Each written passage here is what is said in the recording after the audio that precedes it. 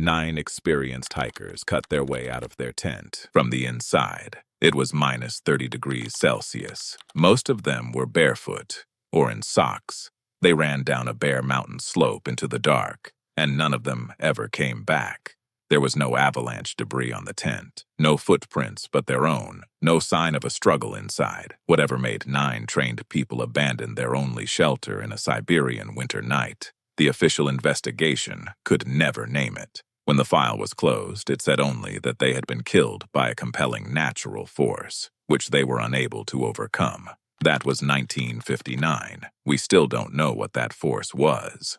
They were not tourists. That's the first thing you have to understand. They came from the Ural Polytechnical Institute in Sverdlovsk, engineering students and graduates, most of them in their early 20s, all of them serious skiers. This trip was an examination. If they completed it, they would earn the highest hiking certification the Soviet Union issued. Their leader was Igor Dyatlov, 23 years old, a radio engineering student, famous among his friends for building equipment from scratch and for never panicking. With him, Zenaida Kolmogorova, 22, the one everybody described as the heart of the group, Lyudmila Dubinina, 20, Rustem Slobodin, Alexander Kolovatov, Yuri Doroshenko, Yuri Krivonishenko, and Nikolai Thibault Brignol, whose family had been sent to the camps under Stalin. Then there was one man who didn't quite belong, Semyon Zolotaryov, 38 years old, a war veteran, a professional instructor who had joined this student group at the last minute, and whom several of the others had only met days before departure. Their goal was a mountain called Otorten, deep in the northern Urals, a place so empty that the nearest village was days away by ski. 10 of them set out. On the 28th of January, one of them turned back. Yuri Yudin was in pain. A chronic condition had flared up in the cold. He hugged his friends, took a few items from their packs to lighten their load, and skied out. He would spend the rest of his life as the 10th member, the one who lived. The 9 went on, and for 3 days, we know exactly what they did, because they kept diaries, and they kept photographing each other, and both survived. They joked, they argued about who got the coldest spot in the tent. They wrote a satirical camp newsletter, and in it, they made a joke about the abominable snowman.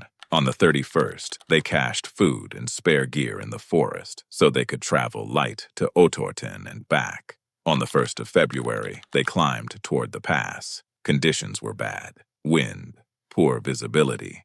They drifted off course. And then Dyatlov made a decision that people still argue about today. Instead of dropping back down into the tree line, where there was firewood and shelter, he pitched camp on an open slope, exposed, on a mountain the local Mansi people called Kholat Shyakol. The name translates as Dead Mountain. That night, they ate, they undressed for sleep. Their last photographs show them digging the tent into the snow, in good spirits. Nothing in the diaries records fear. Nothing in the diaries records anything at all. After that, Dyatlov had promised to send a telegram by around the 12th of February. The 12th passed. Then the 15th. Nobody moved immediately. Delays were normal on routes like this. But by the 20th, families were demanding answers. The Institute sent out volunteers, then the military, then aircraft. On the 26th of February, a search team reached the slope of Kholat Shyakol. They found the tent first. It was still standing, partially collapsed under snow. Inside were boots, coats, axes, food, cameras, everything 9 people would need to survive the night. A meal, left out, and a wall, sliced open. The cuts were later examined by a forensic expert who concluded they had been made from the inside. Someone had cut their way out of their own shelter, rather than take the 20 seconds needed to unfasten the entrance. Outside, in the crust of the snow, were footprints, somewhere between 8 and 9 sets, heading down the slope, toward the forest. Some of the prints were made by bare feet, some by a single boot, some by socks. They were not scattered. They did not run in different directions. They walked, together, in an ordered line, downhill, for over a kilometer, and there were no other footprints beside them. No animal tracks, no third party. At the edge of the forest stood an old cedar. Beneath it, the searchers found the remains of a small fire and two bodies, Yuri Doroshenko and Yuri Krivonishenko, stripped to their underwear, dead of hypothermia. The tree above them told its own story. Branches were broken off, up to about 5 meters from the ground. Fragments of skin and tissue were found on the bark. Someone had climbed that tree in the dark, in the cold, with their bare hands. Whether they were looking back toward the tent or looking for something else, nobody knows.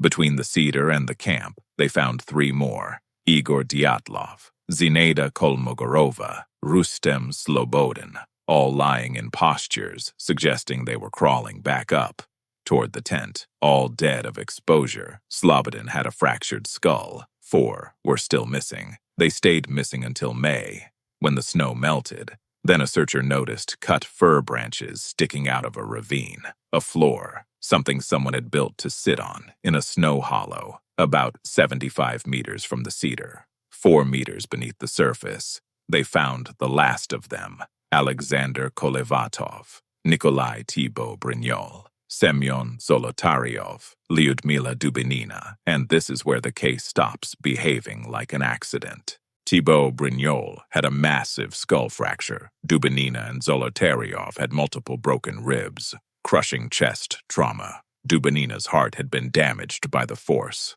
The pathologist compared the injuries to a car crash, and then he noted the detail that has kept this case alive for 65 years. There were almost no corresponding external wounds, no matching cuts, no impact bruising of the kind a fall or a beating leaves behind. Something had crushed them without breaking their skin.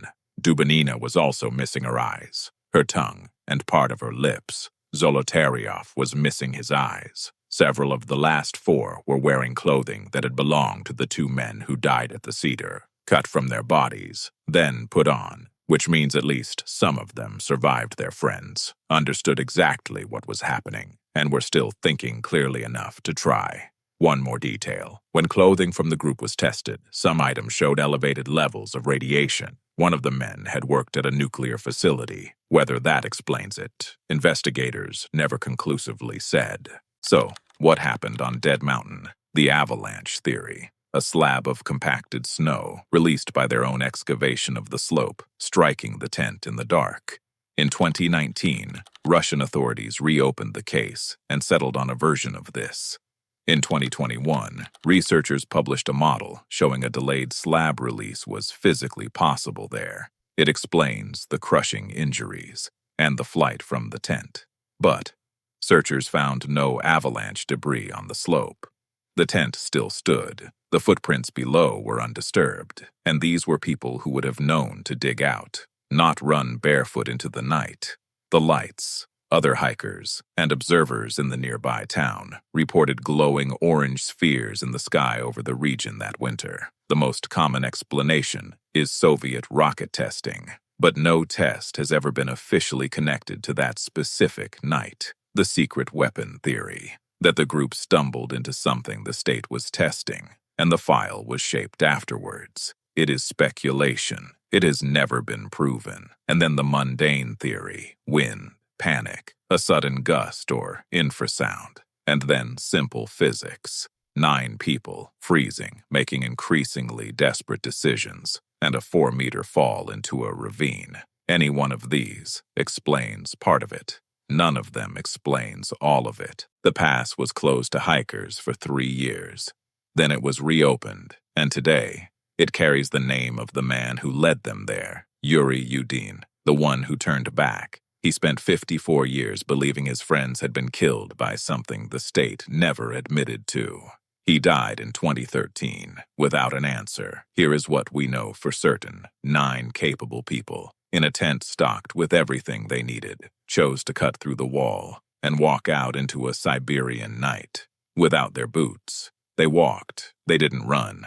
They stayed together. So the question was never what killed them out there in the snow. The question is what they saw inside that tent. That made leaving it seem like the safer choice.